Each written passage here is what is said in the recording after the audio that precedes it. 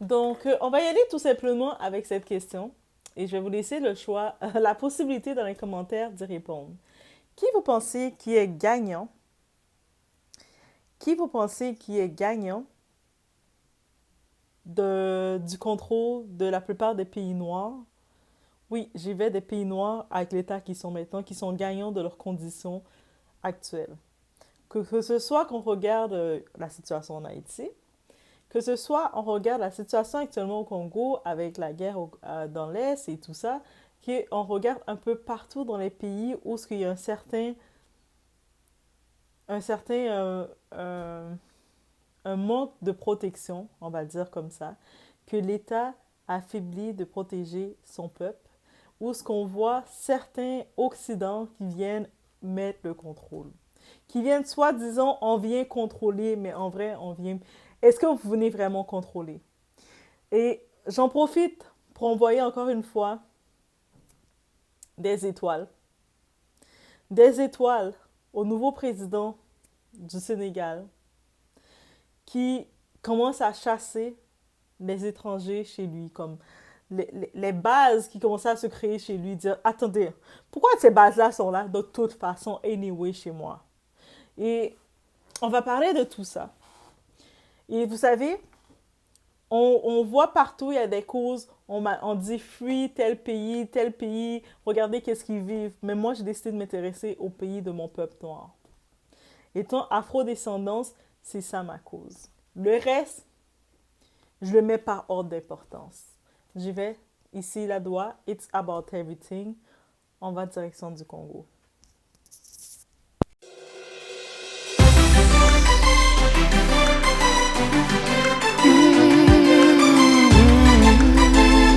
Donc, vous le savez, nos téléphones, les téléphones qu'on a, il y a plusieurs petites pièces dedans, nos téléphones intelligents.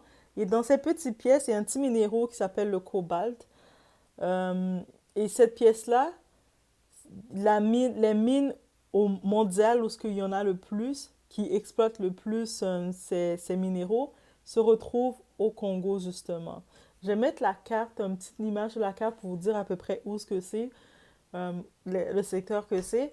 Et vous savez, l'hypocrisie du monde, quand vous parlez de la globalisation, que vous parlez, oh regardez, le fast fashion, il faut arrêter de supporter chez In, il faut arrêter de supporter ci, et de supporter ça, mais personne ne dit rien quand il s'agit de qu'est-ce qu'ils font dans mon peuple, chez mon peuple. Oui, je peux dire chez mon peuple parce que j'ai des descendances bantou de l'Ouest, ok?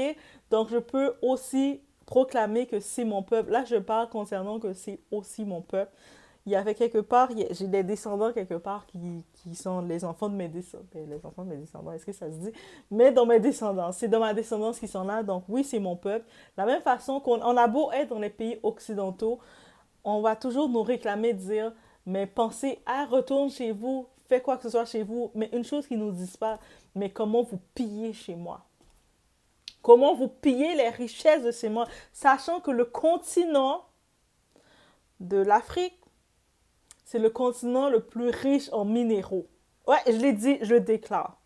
De la même façon qu'on a découvert, parce qu'en Haïti, il y a plein de terres, plein de minéraux qui n'ont pas été exploités. Et tout d'un coup, comme par hasard, on voit la situation qui arrive. Qui est gagnant de voir ces pays-là au plus bas? Qui est gagnant de pouvoir, quand ils font ce peuple-là s'entre-déchirer, eux autres, ils en profitent pour venir mettre leurs pieds et faire ce qu'ils ont à faire. Est-ce que le peuple, comme le même... Je ne vais même pas parler du peuple haïtien, parce que les autres, c'est un autre état mental qu'il faut délivrer. On va aller dans le peuple du Congo. Oui, je vais directement, je saute directement chez vous, parce que vous êtes les ancêtres, vous êtes les grands. Et puis, la tristesse que je vois quand je vois tout le monde veut parler de tous les pays. Oh, on va faire des boycotts pour tel pays qui vit telle situation. I don't care. Moi, je vous dis directement, I don't care. Maintenant, c'est chacun pour soi. Et là, maintenant, c'est mon peuple qui souffre. Quand je regarde qu'il y a des petits, parce que des fois, pour aller dans les mines, il faut avoir des petites mains et tout. C'est des petits enfants qui se retrouvent à aller se sacrifier dans ces mines-là pour aller chercher les minéraux. On n'en parle pas. Vous parlez de vous voulez boycott McDonald's, vous voulez boycott Starbucks, vous voulez boycotter vos machins chouettes. Mais vous avez vos iPhones dans vos mains. On a tous nos iPhones. Oui, moi aussi, j'ai iPhone. On a tous nos trucs dans nos mains. C'est pour ça que boycott de quoi? Non, non, non. Nous, afro-descendants, on doit commencer à vraiment s'investir là où on doit s'investir. On doit arrêter de chercher des fausses causes alors que chez nous, on est en train de faire de... Ça marche pas, là. On est en train de nous vider. Si vous voyez que c'est pas normal que on est dans des terres, les terres fertiles, les terres qui ont le plus à apporter, mais on se sent obligé d'avoir un sentiment de quitter nos terres pour aller en Occident, travailler, payer leurs taxes, faire vivre leur pays et être bafoué continuellement, que la justice n'est pas équitable pour tous. Et puis, alors que chez nous, on aurait pu rester et avoir les possibilités de travailler nos terres, travailler, pas juste nos terres, peut travailler les services qu'on peut apporter. Mais notre seule option, quand vous regardez les gens au pays, leur seul rêve, c'est de quitter le pays pour aller ailleurs. Moi, mon rêve, c'est d'aller au Canada. Moi, mon rêve, c'est d'aller aux États-Unis. Moi, mon rêve, c'est d'aller en France. Alors qu'on est dans les terres les plus fertiles. Nos terres, c'est de la richesse. On a de la richesse, mais c'est tellement plus beau chez les Occidents de travailler, de se retrouver dans des mini-appartements conditionnés, de se retrouver endetté, surendetté, de se retrouver avec dépression, de vivre sur la dépression continuelle, alors qu'on regarde tout ce qui se fait. Et puis ensuite, on essaie de prendre les fausses causes. Des fausses causes de personnes qui, sur leur terre, ils nous méprisent. On va arrêter. Moi, je vous dis d'avance, on va arrêter de faire ça. On va arrêter de faire ça et puis on va commencer à regarder qu'est-ce qui se fait chez nous. On va commencer à s'intéresser à ce qui se fait chez nous. Quand on regarde à Goma, qu'est-ce qui se passe? Quand on regarde au Congo, les situations un peu partout dans les pays. Quand on regarde même, pas juste, même dans les Antilles, on y va dans le côté latino. On regarde le Venezuela, tous ces pays-là, comment l'état de crise est fait. Vous pensez que c'est fait par accident? C'est pourquoi vous pensez qu'ils le font? Les gros pays occidentaux le font parce qu'ils veulent venir prendre les terres, ils veulent venir piller les terres. Mais pour pouvoir venir piller chez quelqu'un, tu dois rendre la personne désarmée. Tu dois rendre la personne dépendante de toi. Tu crées un faux besoin, tu mets la personne avec le faux besoin et tu vois qu'est-ce qui arrive. L'histoire du Canada, ils sont bons pour ça. Regardez les autochtones canadiens, qu'est-ce qu'ils vivent maintenant. C'est leur terre, leur pays. Le Canada appartient pas aux Français. Le Canada appartient pas à l'Angleterre. Il appartient aux Autochtones. Ils sont venus les piller, les mettre dans leur petite base et regarder leur état de vie, comment c'est catastrophique. Donc, bientôt là, si on ne fait pas attention, si on ne se réveille pas, si on ne met pas un réveil, si on met pas le réveil dans notre tête, qu'est-ce qui va arriver là? On va devenir, sur nos terres de richesse, on va être les autochtones. Ils vont nous mettre dans des petites bases, ils vont venir nous fouiller, nous dépouiller, puis ils vont commencer à faire l'oreille, faire s'amuser comme ils peuvent, piaffer comme ils peuvent, comme ils font déjà.